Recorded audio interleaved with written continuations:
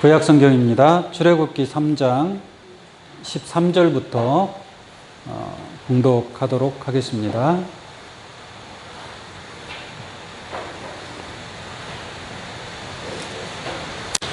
출애굽기 3장 13절입니다. 모세가 하나님께 고하되 내가 이스라엘 자손에게 가서 이르기를 너희 조상의 하나님이 나를 너희에게 보내셨다 하면 그들이 내게 묻기를 그의 이름이 무엇이냐 하리니 내가 무엇이라고 그들에게 말하리이까. 하나님이 모세에게 이르시되 나는 스스로 있는 자니라.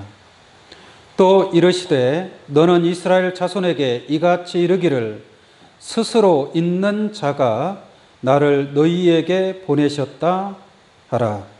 하나님이 또 모세에게 이르시되 너는 이스라엘 자손에게 이같이 이르기를 나를 너희에게 보내신 이는 너희 조상의 하나님 곧 아브라함의 하나님 이삭의 하나님 야곱의 하나님 여호와라 하라.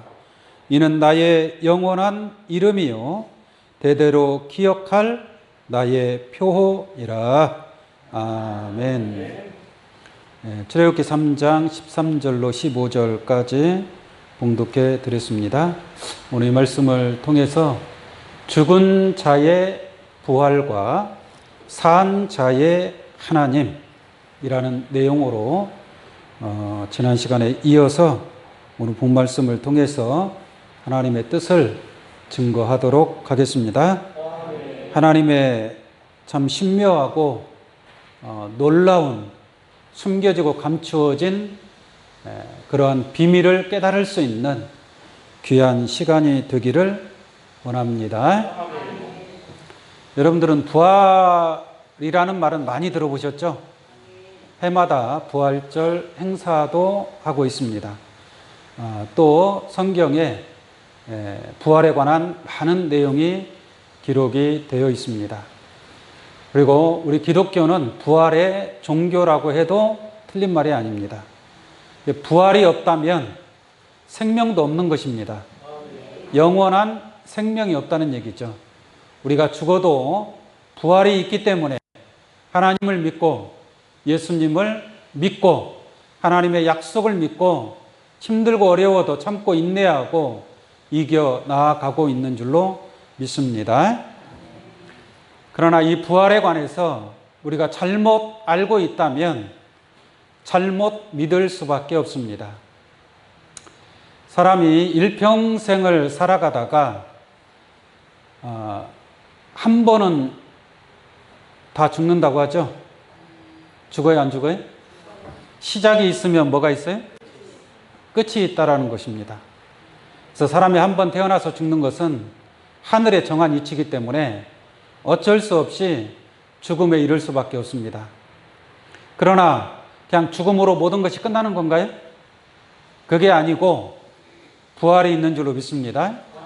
우리는 예수님이 사망의 권세를 깨트리고 부활하신 것처럼 저와 여러분들도 그 부활을 믿고 우리가 신앙하고 있는 줄로 믿습니다.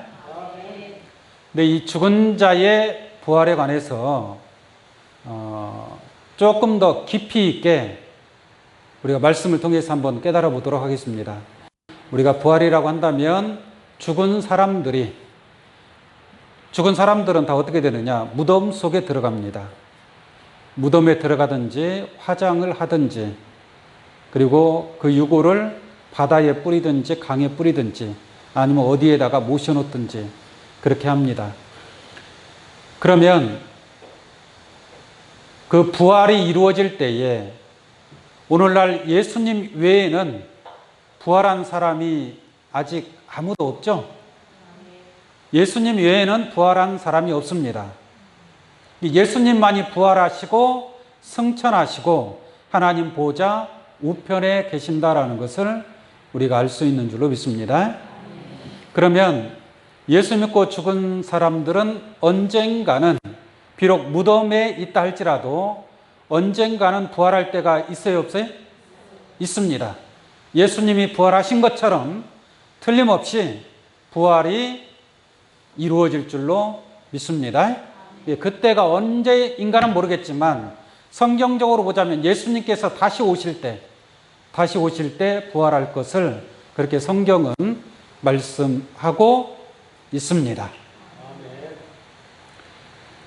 그럼 부활할 때 예수 믿고 죽은 사람들이 있고 또 예수 믿지 않고 죽은 사람들도 무덤에 있을 거 아니에요. 똑같이 장사를 다 지냅니다. 다 지낸단 말이에요. 그럼 예수 믿고 죽으면 그 죽은 사람이 어디로 갈까요? 어디로 가요? 예수 믿고 죽었어요. 어디로 가요? 천국으로 가죠. 보편적으로 예수 믿고 죽은 사람들은 지금 어디 가 있어요? 천국에 가 있다.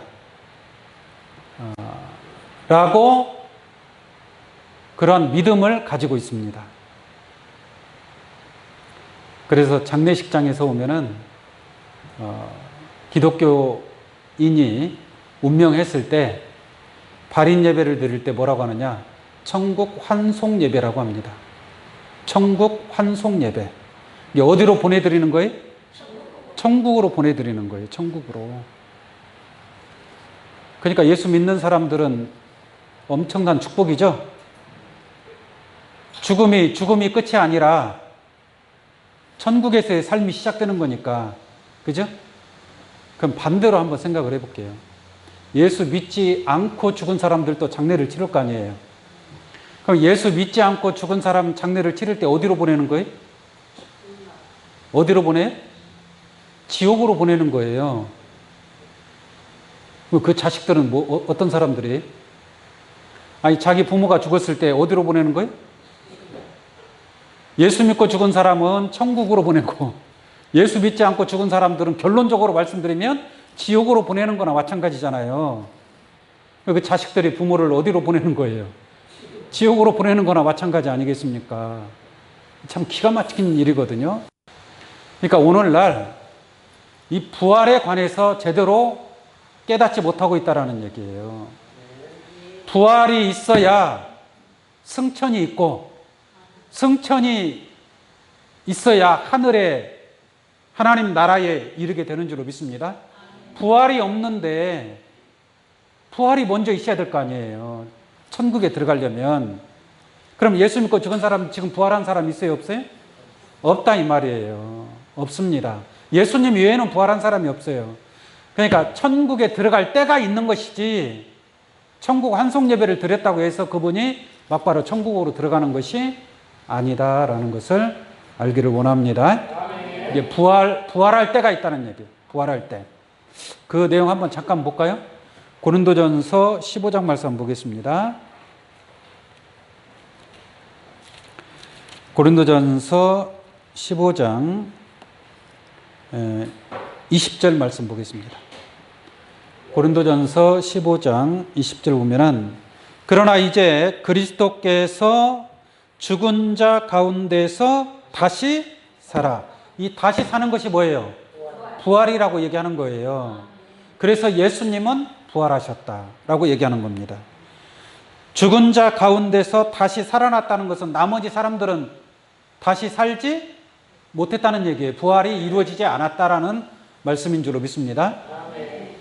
그래서 다시 볼게요. 그러나 이제 그리스도께서 죽은 자 가운데서 다시 살아 잠자는 자들의 첫 열매가 되셨도다. 이게 처음으로 예수님이 가장 먼저 부활하셨다라는 얘기예요. 첫 열매. 두 번째 열매는 있어요, 없어요? 아직 없단 말이에요. 이게 두 번째 열매로 부활할 자가 누구냐? 누군가 봤더니 22절 말씀 보겠습니다. 22절. 아담 안에서 모든 사람이 죽은 것 같이 그리스도 안에서 모든 사람이 뭐예요? 삶을 얻으리라 라고 말씀하고 있습니다. 그때가 어느 때냐? 23절. 그러나 각각 자기 무엇대로 되리니? 차례대로 되리니. 그러니까 삶을 얻는 것도, 부활하는 것도 순서가 있다는 얘기예요. 차례가 있는 거예요. 차례를 잘 지켜야 돼요? 안 지켜야 돼요? 세상에서도 질서를 잘 지키라고 하잖아요.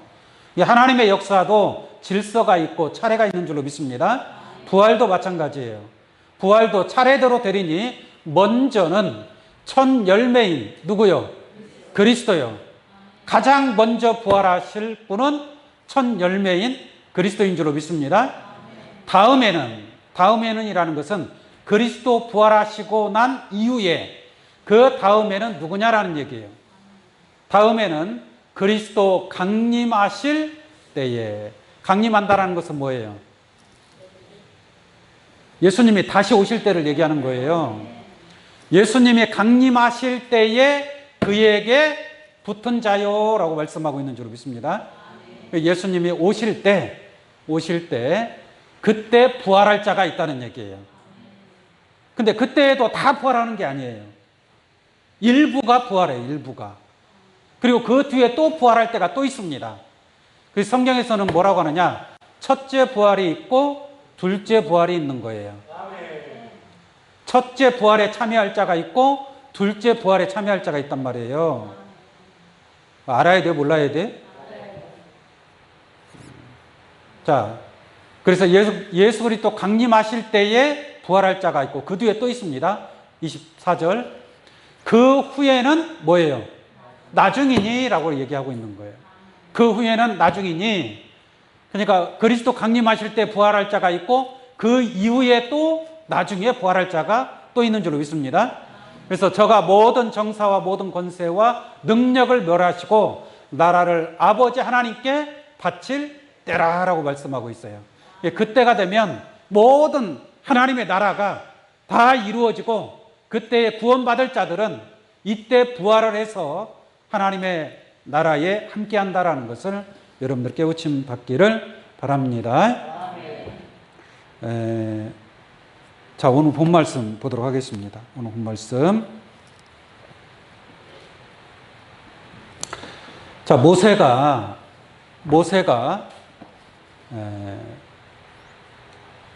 불꽃, 떨기나무 불꽃 가운데에서 하나님을 만나죠. 하나님 만나서 하나님께서 이스라엘 백성들을 해방을 시켜서 젖과 꿀이 흐르는 가나안 땅으로 인도하라라고 명령을 합니다. 근데 모세가 그거를 감당할 만한 나는 그러한 사람이 못 됩니다. 만약에 이스라엘 백성들이 너를 누가 보냈냐고 물어본다면 내가 나를 보내신 이에 그러니까 누구라고 대답하면 좋겠습니까? 라고 물어보니까 하나님께서 뭐라고 하느냐? 나는 스스로 있는 자니라. 스스로 있는 자가 보냈다 하라라고 얘기를 하는 거예요. 또 하나, 나는 아브라함의 하나님이요 이삭의 하나님이요 야곱의 하나님 여호와라 가라라고 말씀하고 있습니다. 두 가지를 얘기해요. 하나는 뭐예요? 나는 스스로 있는 자니라. 유일하신 참 하나님은 스스로 있는 자인 줄로 믿습니다. 그러나 나머지 잡신들은 스스로 있는 자가 아니라 누군가 만든 신이란 말이에요. 구약시대에도 야훼 하나님, 여호와 하나님 외에 다른 많은 신들이 있단 말이에요. 여러분들이 잘 알고 있는 바알신, 아세라신, 그런 신들의 이름을 많이 들어보셨죠? 그런 신들은 누군가가 조각을 해서 만든 거예요. 조각한 신상이라든지 아니면 부어 만든 우상이라든지. 그러나 유일하신 참 하나님은 어떻게 있는 자다? 그냥 스스로 있는 자예요. 그게 하나님의 속성입니다. 하나님의 역사는 모든 것이 다 스스로 이루어지는 거예요. 할렐루야. 이 성경이 하나님의 뜻이에요. 하나님의 마음이란 말이에요. 하나님 마음에 있는 것이 성경으로 나타난 줄로 믿습니다. 이 성경의 모든 역사는 어떻게 이루어지는 거? 억지로 이루어지는 게 아니고 또 안 이루어지는 게 아니고 거짓된 말씀이 없이 그냥 하나님의 속성과 같이 스스로 이루어지는 겁니다. 자연이라고 제가 말씀을 드렸죠. 자연이라는 것은 스스로 그러하다. 자연은 누가 어떻게 안 해도 스스로 움직여야 안 움직여요? 스스로 다 이루어지는 거예요. 스스로 이루어지는 겁니다. 그런 것처럼 하나님은 스스로 하나님의 섭리 또한 모든 것이 다 스스로 이루어진다라는 것을 알기를 원합니다. 그 하나님이 어떤 하나님이냐? 바로 아브라함의 하나님이고 이삭의 하나님이고 야곱의 하나님이다라고 말씀하고 있는 것입니다. 자, 이 내용을 예수님께서 이 말씀을 언급을 하세요. 여러 군데 언급을 하시는데 그 내용을 한번 보도록 하겠습니다. 이 섭리를 깨달아야 여러분들이 부활이 무엇인가를 확실하게 알 수가 있다는 얘기예요.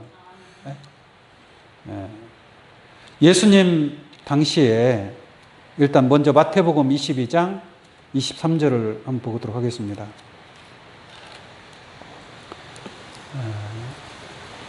예수님 당시에 그 유대교가 있었는데 유대교 중에 한 종파가 사두개인들이 있습니다. 사두개인들이 있는데 사두개파죠. 바리새인파가 있고 사두개파가 있고. 근데 이 사두개인들은 부활을 믿지 않았습니다. 부활은 무슨 부활이냐? 사람이 죽으면 그냥 그것으로 끝나는 것이지. 사람이 흙에서 왔으니까 다시 어디로 돌아가요? 흙으로 돌아간다고 그랬잖아요. 그러니까 흙에서 나왔기 때문에 흙으로 돌아간다.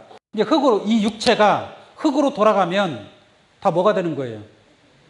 말 그대로 흙이 되는 거 아니겠어요? 결국은 썩어서 없어진다 이 말이에요. 화장을 해서 없어지든 다 사라지는 거예요. 이게 무슨 부활이 있느냐라는 얘기예요. 이게 사두개인들은 부활이 없다라고 증거하는 거예요. 근데 예수님은 부활이 있어요, 없어요? 부활이 있다라고 얘기하잖아요. 그죠? 그러니까 사두개인들은 자기들은 부활이 없다라는 그러한 교리를 가지고 있기 때문에 자기들의 말이 맞다라는 것을 예수님한테 논리적으로 설명을 해줘야 될 거 아니에요. 그러니까 사두개인들이 비유로서 예수님한테 얘기를 하는 거예요. 자, 뭐라고 얘기하는가 보겠습니다. 23절입니다. 부활이 없다 하는 사두개인들이 그날에 예수께 와서 물어 가로되라고 말씀하고 있죠. 이게 사두개인들은 부활이 없다라는 걸 믿는 거예요. 부활이 없어요. 그리고 이 사두개인들은 부활도 없고 영생도 없어요. 영생도 믿지 않아요. 천사도 믿지 않아요. 아무것도 없는 게 죽으면 그걸로 끝나는 거예요. 여호와 증인도 좀 그렇게 얘기를 해요. 죽으면 그 영혼이 다시 부활을 하지 않는다 이 말이에요. 그냥 죽으면 그걸로 끝난대요. 그러면서 이 사두개인들이 자기들의 논리가 맞다라는 것을 예수님한테 논리적으로 설명을 하기 위해서 예를 들어서 설명을 합니다. 24절 한번 보겠습니다. 24절. 선생님이요. 이게 이 사두개인들이 예수님한테 물어보는 거예요. 선생님이요. 모세가 일렀으되 사람이 만일 그 자식이 없이 죽으면 그 동생이 그 아내에게 장가들어 형을 위하여 후사를 세울지니라 하였느니라 라고 했단 말이에요. 모세가 이렇게 얘기를 했단 말이에요. 이게 모세의 법대로 형이 장가를 갔어요. 근데 후사를 못 보고 형이 죽었어요. 그러면 둘째가 또 그 형수하고 장가를 가는 거예요. 둘째가. 그래서 자식을 낳아줘야 된다는 얘기예요. 후사를 봐야 되는데 둘째도 후사를 못 봤어요. 25절. 우리 중에 7의 형제가 있었는데 맏아들이 장가들었다가 죽어 후사가 없으므로 그 아내를 그 동생에게 끼쳐두고, 무슨 말인지 아시겠죠? 그 둘째와 셋째로 7째까지 그렇게 했어요. 이게 7형제가 다 그 한 사람 여자하고 장가를 갔는데 결국은 후사를 봤어요, 못 봤어요? 못 보고 다 죽었어요. 이제 그 여자도 죽고, 네? 최후에 그 여자도 죽었대요. 그러면 부활 때 어떻게 되겠느냐라는 얘기죠. 28절. 그런즉 저희가 다 그를 취하였으니, 이 7형제가 그 한 여자를 아내로 취했잖아요. 아내로 취해서 죽었잖아요. 그러면 부활 때 이제 어떻게 되냐 이거예요. 부활 때에 7 중에 네 아내가 되리까? 이거 대답할 수 있어요? 부활 때 부활을 다 해야 될 거 아니에요. 그럼 부활을 해서 누구 아내가 되겠느냐라는 얘기, 이 사두개인들이 하는 얘기가, 그러니까 이들은 부활이 없다라는 것을 증명하기 위해서 이런 비유를 얘기하는 거예요. 그죠? 누구 아내가 되겠습니까? 라는 거예요.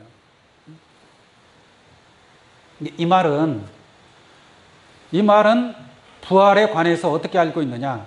육체가 그 7형제의 육체, 그리고 그 여자의 육체도 다시 어떻게 한다는 얘기예요? 부활한다는 얘기예요. 몸이 다시 산다는 얘기예요. 우리 사도신경 외울 때 뭐라 그래요? 몸이 다시 사는 것과 영원히 사는 것을 믿사옵나이다. 이거 믿어요, 안 믿어요? 오늘날 교회에서 다 믿고 있잖아요. 몸이 다시 산대요. 여러분들의 몸이 죽어도 다시 부활할 때에는 그 몸이 다시 다 살아난다고 그렇게 부활에 관해서 알고 있다 이 말이에요. 근데 오늘날도 그래요, 안 그래요? 오늘날도 그렇게 알고 있어요. 오늘날도. 지금 그걸 사두개인들이 증거하고 있는 거예요. 그렇게 믿고 얘기하고 있는 거예요. 그런데 몸이, 성경에 보면 몸이 다시 사느냐? 몸은 그냥 흙에서 왔기 때문에 흙으로 돌아갑니다. 흙으로 돌아가요. 성경의 많은 곳에 이 육신의 몸은 다시 살 수 없다라고 성경은 말씀하고 있습니다. 예수님도 육의 몸으로 부활한 것처럼 보이죠? 보이는데 한번 잠깐 이 마태복음 22장에 끈을 끼워두세요. 이따가 또 봐야 되니까. 로마서 1장 3절 한번 보겠습니다. 로마서 1장 3절. 자, 이 아들로 말하면, 이 아들은 예수님을 얘기하는 거예요. 이 아들로 말하면 육신으로는 누구의 혈통? 다윗의 혈통에서 나셨고, 그 다음에 성결의 영으로는 죽은 자 가운데에서 뭐하여? 부활하여. 그러니까 영으로는 죽은 자 가운데에서 부활했다 이 말이에요. 그러니까 예수님은 영으로 부활하신 것입니다. 영으로. 성결의 영으로는 죽은 자 가운데서 부활하여 능력으로 하나님의 아들로 인정되신 줄로 믿습니다. 그분이 바로 우리 주 예수 그리스도시니라 라고 말씀하고 있는 거예요. 그러니까 육체로는 죽임을 당하시고 성결의 영으로는 죽은 자 가운데서 뭐예요? 부활하셨다라는 얘기예요. 영으로 부활하셨다라는 것을 알 수가 있습니다. 베드로전서 3장 18절로 한번 보겠습니다. 베드로전서 3장 18절. 자, 볼게요. 그리스도께서도 한 번 죄를 위하여 죽으사. 예수님 십자가에 죽으셨죠? 죄를 위해서 죽으사 의인으로서, 예수님은 죄인이에요, 의인이에요? 의인이잖아요. 의인이지만 죄인들을 위해서, 죄를 위하여 죽으사 불의한 자를 대신하셨으니 이는 우리를 하나님 앞으로 인도하려 하심이라. 육체로는 죽임을 당하시고 영으로는 어떻게 했어요? 살리심을 받으셨으니. 그러니까 예수님은 영으로 살리심을 받으셨다라는 것을 알 수가 있겠습니다. 그런 것처럼 모든 사람이 죽고 이 부활할 때에는 그 육체가 부활하는 게 아니에요. 그 육체가 부활하는 게 아니고 무엇이 부활하는가 한번 보도록 하겠습니다. 마태복음 22장, 아까 끈으로 끼워두시라고 그랬죠? 자, 22장 29절 한번 보겠습니다. 마태복음 22장 29절. 자, 한번 보세요. 예수께서 대답하여 가라사대. 그 사두개인들이 그 7형제에 관해서 물어봤잖아요. 그럼 부활 때 누구 아내가 되겠습니까? 라고 질문을 하는 거예요. 그러니까 예수님이 대답하여 가라사대 너희가 성경도, 다시 따라서 하겠습니다. 성경도 하나님의 능력도 알지 못하는 거로 오해하였도다. 이게 사두개인들이 그런 비유의 말을 하니까 그럴듯하게 말을 하거든요. 그러니까 예수님이 너희가 성경도 하나님의 능력도 제대로 알지 못했기 때문에 오해하였다. 오해했다는 것은 뭐냐? 잘못 알고 있다는 얘기예요. 이들이 부활에 관해서 잘못 깨닫고 있다는 얘기예요. 그러면서 하는 말이 30절 보겠습니다. 부활 때에는, 이게 부활이 없는 건 아니지만 부활 때에는 장가도 아니 가고 뭐예요? 시집도 아니 가고. 만약에 이 몸으로 그대로 부활한다면 시집도 가고 장가도 가야 될 거 아니에요. 여러분 몸이 있으니까 시집 가고 장가 간 거 아니겠습니까? 그죠? 자식도 낳고. 그런데 부활 때에는 그러한 몸이 아니란 말이에요. 부활 때에는.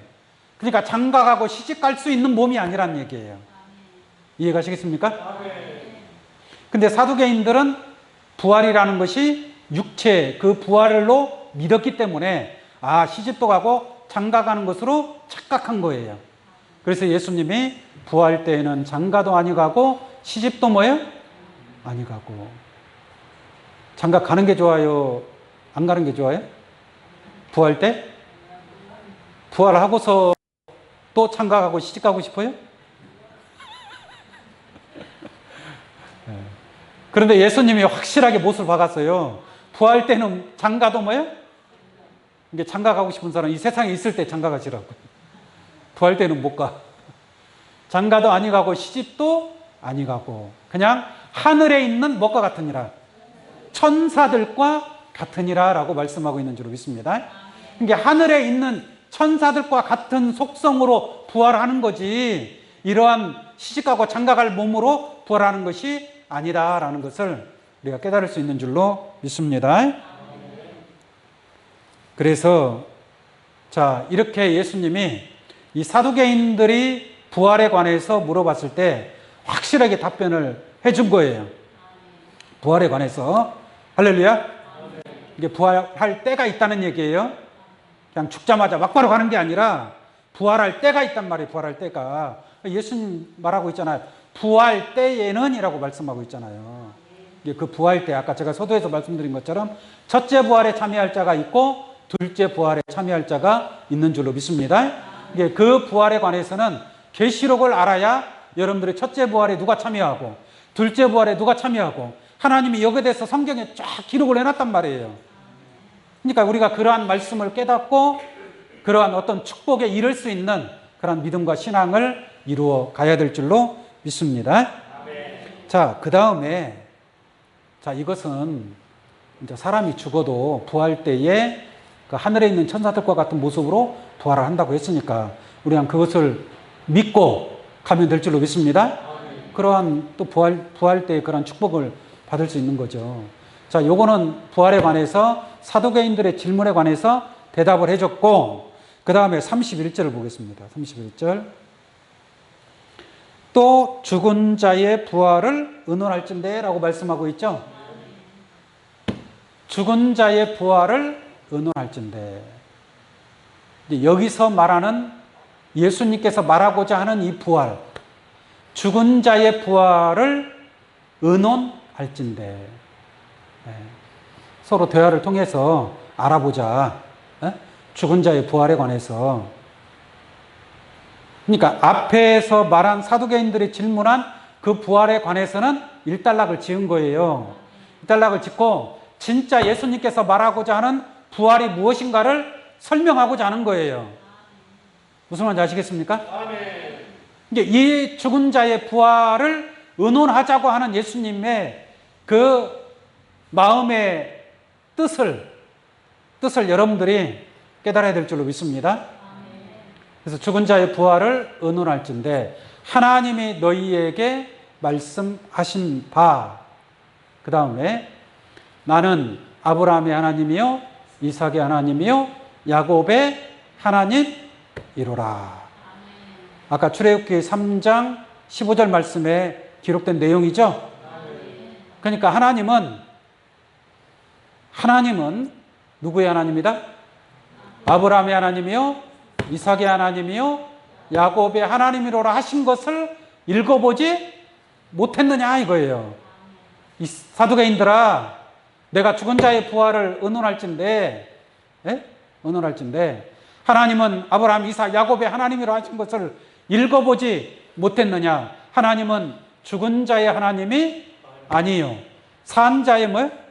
하나님이시니라라고 이렇게 말씀하고 있어요.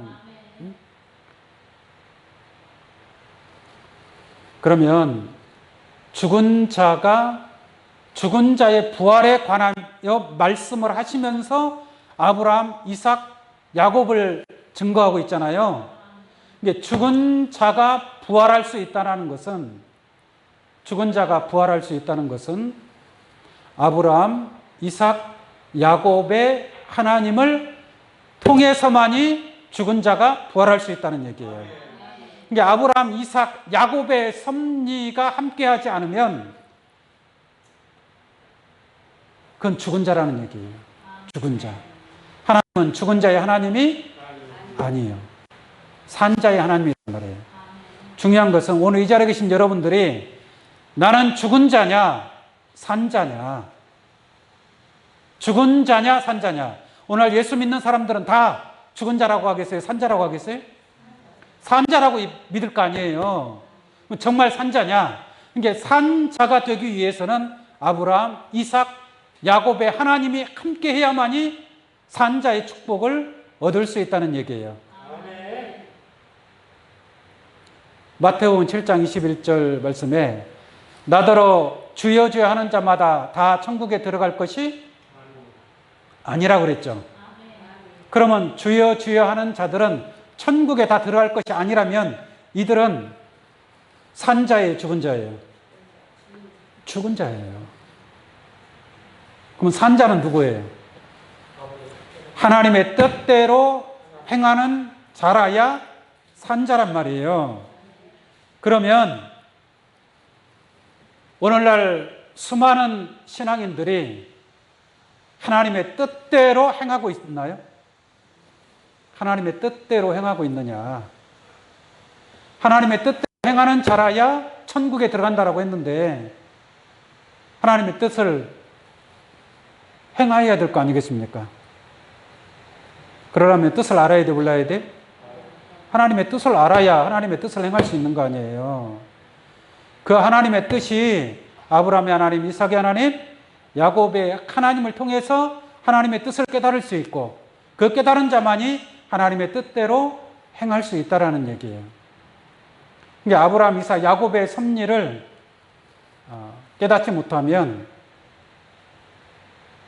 죽은 자가 산 자가 되려면 어떻게 해야 돼요? 죽은 자가 산 자가 되려면 어떻게 해야 돼요? 부활을 해야 될 거 아니에요. 부활을. 그래서 제가 다시 한번 보도록 하겠습니다. 마태복음 22장 31절. 마태복음 22장 31절. 죽은 자의 부활을 의논할진대. 죽은 자의 부활을 의논할진대. 죽은 자의 부활에 관해서 지금 예수님께서 말씀하고 있는 줄로 믿습니다. 나는 아브라함의 하나님이요 이삭의 하나님이요 야곱의 하나님이로라 하신 것을 읽어보지 못하였느냐. 하나님은 죽은 자의 하나님이 아니요 산 자의 하나님이시니라. 여러분들은 죽은 자가 아니라 어떤 자가 되어야 돼요? 산 자가 되어야 된단 말이에요. 그러니까 산 자가 되기 위해서는 죽은 자가 어떻게 해야 돼요? 부활을 해야 된단 말이에요. 살아나야. 그러니까 살 수 있는 방법은 무엇이다? 아브라함의 하나님, 이삭의 하나님, 야곱의 하나님을 통해서 죽은 자가 살아날 수 있다는 얘기예요. 죽은 자의 부활이 이루어질 수 있다는 것을 깨우침 받기 바랍니다. 자, 로마서 6장을 한번 보도록 하겠습니다. 로마서 6장 4절로 보겠습니다.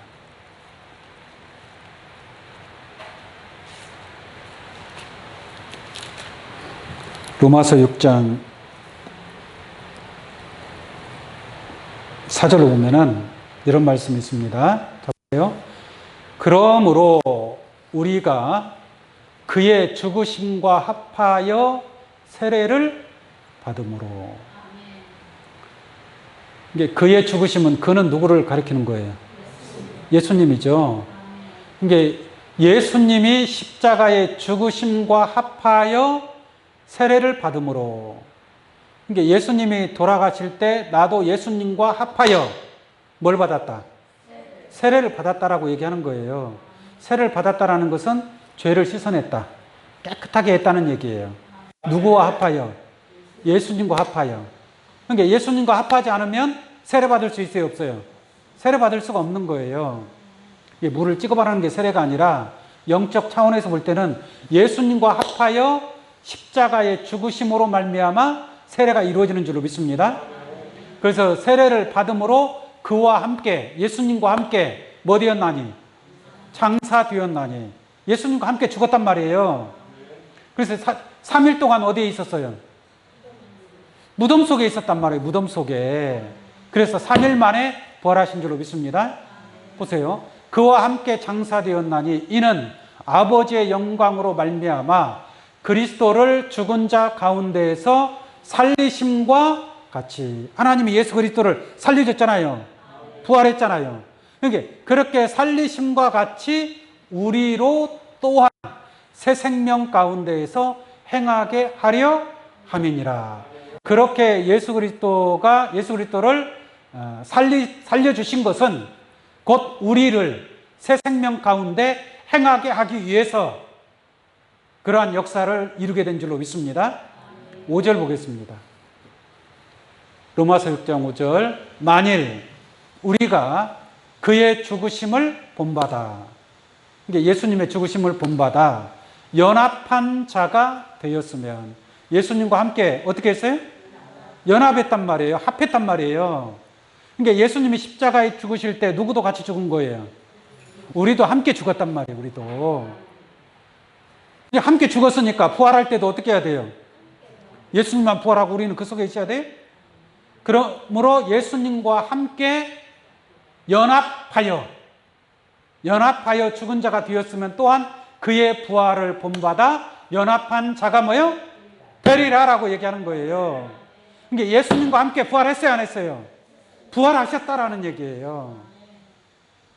영적으로, 육적으로 죽었다가 내가 살아났다는 얘기가 아니라 영적으로 내 죄의 몸이 죽은 줄로 믿습니다. 죄의 몸이 죽었지만 내가 예수 그리스도와 함께 새로운 피조물로 그리스도 예수 안에 있는 의로운 하나님의 자녀의 몸으로 다시 새 생명을 얻게 된 것인 줄로 믿습니다. 그것이 곧 부활이다라고 얘기하는 거예요. 그 부활의 축복에 이를 수 있는 것이 아브라함의 하나님, 이삭의 하나님, 야곱의 하나님이 함께 할 때에 이루어지는 그러한 죽은 자의 부활의 축복이고 산 자의 축복이고, 또 하나님은 죽은 자의 하나님이 아니요 산 자의 하나님이라고 한 줄로 믿습니다. 사람도 살았다는 이름은 가졌으나 어떤 자가 되어 있어요? 죽은 자가 있는 거예요. 죽은 자. 주여하고 있지만, 아까도 얘기했지만 주여한다고 해서 천국 들어가는 거예요? 아니란 말이에요. 그건 죽은 자예요. 죽은 자. 아직 부활을 했어요? 못했어요? 부활을 못한 거예요. 부활하지 못하였기 때문에 하나님의 뜻을 모르고 하나님의 뜻대로 행하지 못하는 겁니다. 그게 죽은 자의 신앙이에요. 신앙은 신앙인데 죽은 자의 신앙이 있고 산 자의 신앙이 있는 줄로 믿습니다. 아브라함, 이삭, 야곱을 통해서만이 죽은 자가 산 자의 신앙으로 거듭날 수 있다는 얘기예요. 제가 지난 시간에 말씀을 드렸지만 아브라함의 믿음은 뭐라고 있습니까? 너는 너의 본토, 친척, 아비집을 떠나라 라고 명령하고 있습니다. 본토라는 것은 내가 태어난 고향 땅이에요. 여러분들의 신앙이 태어나서 자란 곳, 그게 바로 본토란 말이에요. 그 고향 땅을 버리고 하나님께서 지시하는 땅으로 가라 이 말이에요. 그 지시하는 땅이 젖과 꿀이 흐르는 땅이라 이 말이에요. 이 젖과 꿀은 하나님의 말씀인 줄로 믿습니다. 하나님의 진리의 말씀이 강같이 흐르는 그 처소가 젖과 꿀이 흐르는 땅이다라고 말씀을 드릴 수 있는 줄로 믿습니다. 그와 같이 아브라함의 믿음을 가진 자, 자기 본토를 과감하게 버리고 자기 형제, 자매, 부모, 자식 모든 것들을 버리고, 무슨 말인지 아시겠습니까? 버리고 젖과 꿀이 흐르는 땅으로 나아가는 자야 아브라함의 믿음을 가진 자고, 또 하나님이 이삭에게 얘기하지 않습니까? 너는 애굽으로 내려가지 말고 내가 네게 지시할 땅에 거하라 라고 한 줄로 믿습니다. 애굽으로 내려가지 아니하는 자, 애굽은 세상을 얘기하는 겁니다. 아무리 어려운 일이 있다 할지라도 세상으로 내려가지 아니하고 젖과 꿀이 흐르는 땅에서 젖과 꿀을 먹고 마심으로 여러분들의 영안이 열리고 귀가 열리고 여러분들의 장성한 자의 신앙에 이르러야 될 줄로 믿습니다. 그게 이삭의 믿음이고, 또 야곱의 믿음. 하나님이 야곱에게도 네가 이 땅에 유하면, 젖과 꿀이 흐르는 땅에 유하면 내가 너로 큰 민족을 이루고 너로 말미암아 천하 만민이 복을 얻으리라라고 한 줄로 믿습니다. 이 야곱의 역사란 말이에요. 야곱의 역사. 그래서 아브라함의 역사, 이삭의 역사, 야곱의 역사가 있습니다.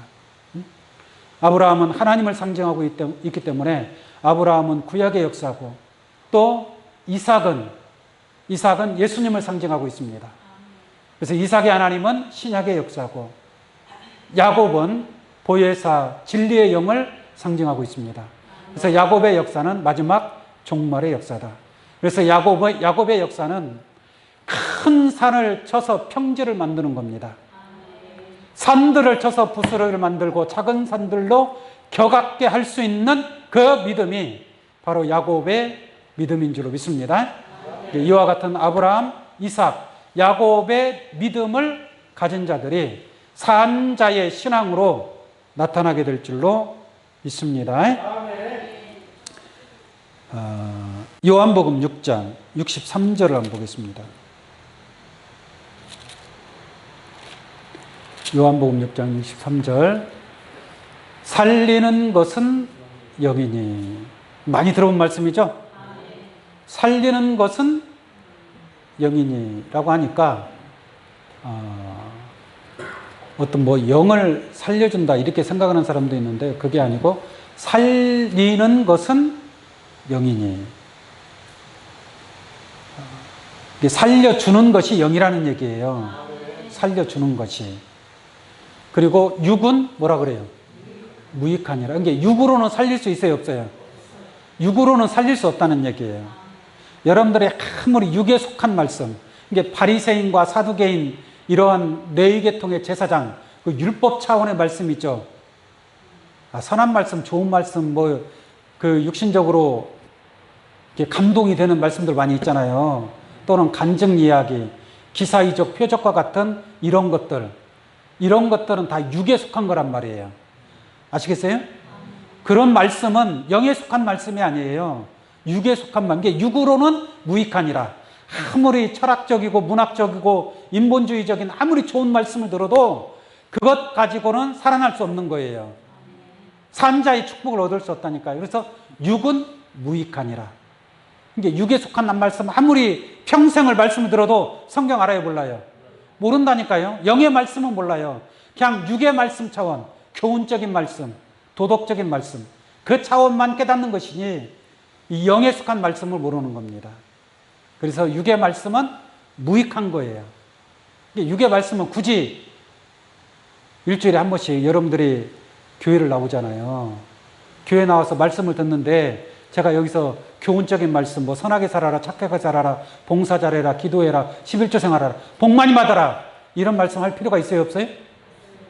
그 육에 속한 말씀이란 말이에요. 육에 속한 말씀. 육에 속한 말씀이 아니라 살리는 것은 뭐니? 영이라고 했으니까 살려주는 영을 받아야 될 줄로 믿습니다. 그래서 예배는 신령과 진정으로 예배하는 거예요. 살려주는 영이 무슨 영이냐? 신령이란 말이에요. 신령. 신령한 말씀을 들을 때 살려주는 영을 받게 되는 줄로 믿습니다. 이게 신령한 말씀이 없는 것은 그건 참된 예배가 아니에요. 예배는 신령도 있어야 되고 진정도 있어야 됩니다. 그 중에 하나만 없어도 그건 예배가 아니란 말이에요. 그래서 신령한 말씀을 들을 때에 여러분들의 신앙이 살아나게 되는 줄로 믿습니다.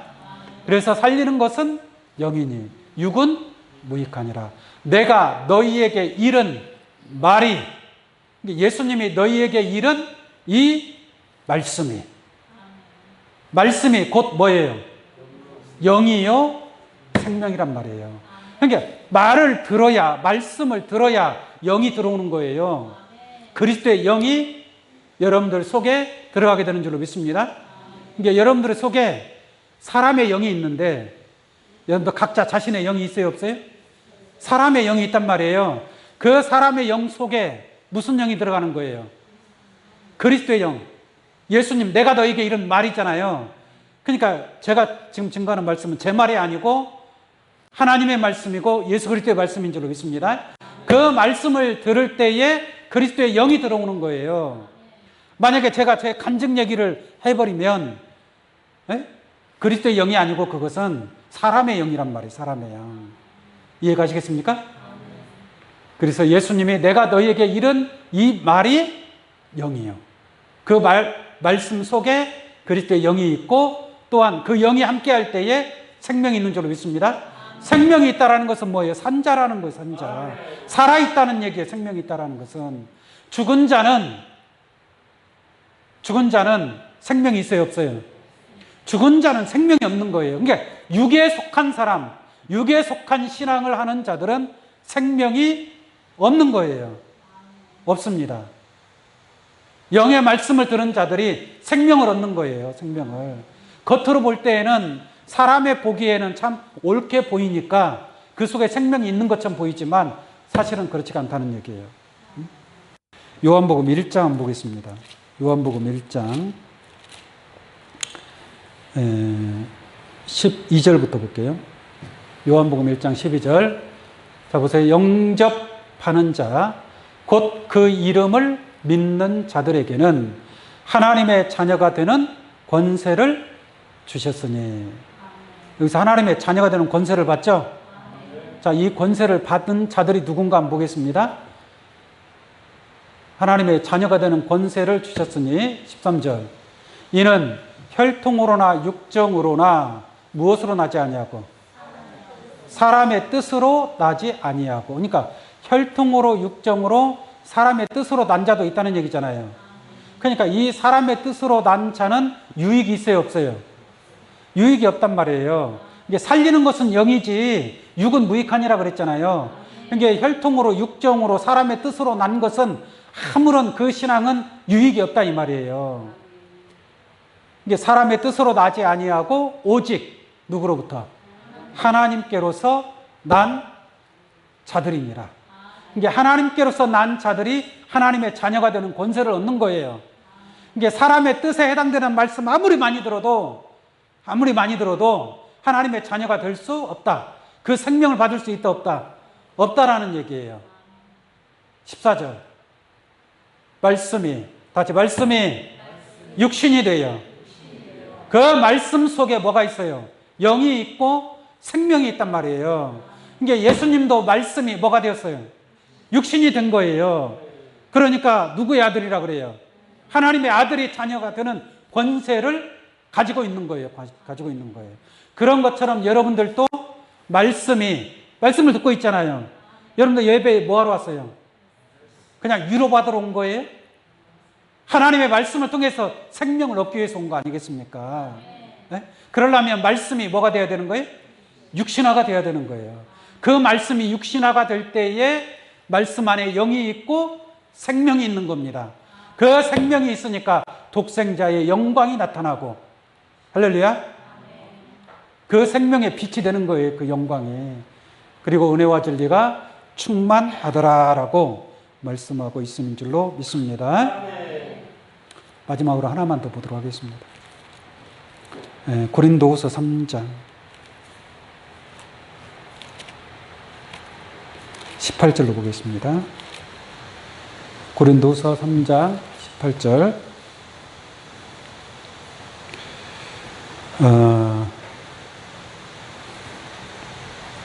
17절부터 한번 볼까요? 보세요. 주는 영이시니. 주님은 무엇이니? 주는 영이시니 주의 영이 계신 곳에는 자유함이 있느니라. 이러한 축복이 여러분들에게 있기를 원합니다. 주의 영이 계신 곳에는 자유함이 있느니라. 그러니까 여러분들 마음 가운데 누구의 영이 있어야 돼요? 주의 영. 그러니까 하나님의 영이 그리스도의 영, 주의 영인 줄로 믿습니다. 주의 영이 여러분들 마음 가운데 함께 할 때 여러분들은 신앙의 자유함을 얻게 되는 거예요. 죄에서 해방을 받게 되는 겁니다. 죄에서 해방을 받아야 돼요. 죄에서. 그래야 자유함이 있는 거 아니겠습니까? 18절 보겠습니다. 우리가 다 수건을 벗은 얼굴로. 무엇을 벗어야 된다고요? 수건을 벗은 얼굴로. 여러분도 얼굴에 수건 있어요? 없어요? 없어요? 수건을 벗은 없다 이 말이에요. 수건을 벗은 얼굴로 거울을 보는 것 같이 뭘 보매? 주의 영광을 보매. 수건을 쓰고 있으면 그 영광이 보여요? 안 보여요? 안 보이죠. 수건을 벗으면 뭘 보는 거예요? 주의 영광을 본단 말이에요. 수건을 쓰신 분들은 잘 안 보일 거예요, 아마. 무슨 말인지 아시겠죠? 그 수건이 뭐냐면 여러분들의 시야를 가리고 있는, 내가 주의 영광을 봐야 되는데 주의 영광을 보지 못하게 하는 원인이 있을 거 아니에요. 아, 내가 세상의 욕심을 가지고 있다. 그러면 세상 것을 찾으러 가기 때문에 주의 영광이 보여요, 안 보여요? 안 보이겠죠. 내가 누군가를 미워하고 시기하고 질투해. 그것도 하나의 수건이란 말이에요. 그런 심령을 가지고서는 마음이 청결하지 못하면 하나님을 볼 수 있어요, 없어요? 없는 거예요. 무슨 말인지 아시겠습니까? 그러니까 이런저런 여러 가지 요인으로 내 얼굴을 가리우고 있는 것이 있다면 그러한 것이 뭐가 되는 거예요? 수건이 되는 거예요. 이 말씀에서는 율법이 수건이라고 증거하고 있는데 율법도 수건이고, 아시겠어요? 육에 속한 그 비진리의 말씀도 수건입니다. 수건. 그런 수건들을 하나하나 어떻게 해야 돼요? 벗어내야죠. 벗겨내야 돼요. 벗으면 벗을수록 뭐가 보이는 거예요? 주의 영광을 보는 거예요. 주의 영광을 보려면 주의 영이 함께 해야 된다니까요. 주의 영이. 그러면 주의 영광을 보는 거예요. 그 영광을 보면 그 영광만 보고 따라가면 되잖아요. 주님, 주의 영광만 바라보고 나아가면 그 영광에 참여하게 될 줄로 믿습니다. 그래서 주의 영광을 보매 저와 같은, 저가 누구겠어요? 예수님을 얘기하는 거예요, 예수님. 저와 같은 형상으로 뭐하여? 화하여. 예수님과 같은 영광의 형상으로 화한다라는 것은 변화를 받는다 이 말이에요. 누구의 몸으로? 예수 영광의 모습으로. 예수님과 같은 형상의 모습으로. 누구같이 된다는 얘기예요, 결론적으로? 예수님같이 된다는 얘기예요. 예수님만 그 영광에 참여하는 것이 아니라 아들이 된 자들, 산자가 된 자들, 할렐루야, 이런 자들도 예수님의 그 형상으로 화하여 영광으로 영광에 이르니. 첫 번째 영광도 정말 더할 나위 없이 귀하고 황송한데 그 영광으로 또 더 큰 영광에 이르는 줄로 믿습니다. 이거는 진짜 하나님께서 주시고자 하는 가장 큰 영광이에요, 영광. 그러니까 영광을 보는 것도 첫 번째 영광을 바라보는 사람이 있고 두 번째 영광을 바라보는 사람이 있고. 무슨 말인지 아시겠어요? 신앙도 다 틀려요. 믿음의 분량이 다 다르다니까요.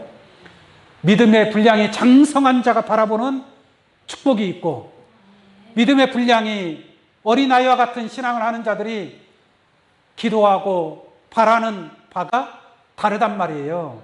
그 영광이 다르다는 얘기예요, 영광이.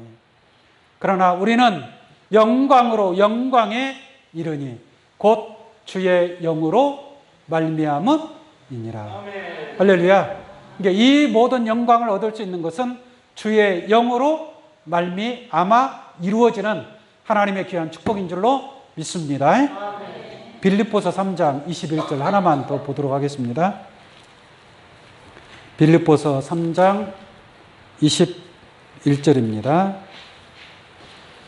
그가 만물을 자기에게 복종케 하실 수 있는 자의 역사로 우리의 낮은 몸을, 우리의 낮은 몸이라는 것은 아직 여러분들은 그 영광에 참여하지 못했잖아요. 그러니까 우리 이 몸은 죽을 몸이고 썩을 몸이고 낮은 몸이란 말이에요. 낮은 몸. 네? 자, 21절 같이 한번 큰 소리로 한번 같이 읽도록 하겠습니다. 시작. 그가 만물을 자기에게 복종케 하실 수 있는 자의 역사로 우리의 낮은 몸을 자기 영광의 몸의 형체와 같이 변케 하시리라. 할렐루야. 예수 영광의 몸의 형체와 같이 변케 할 때에 그때야말로 정말 여러분들이 산자의 축복에 이르게 될 것인 줄로 믿습니다.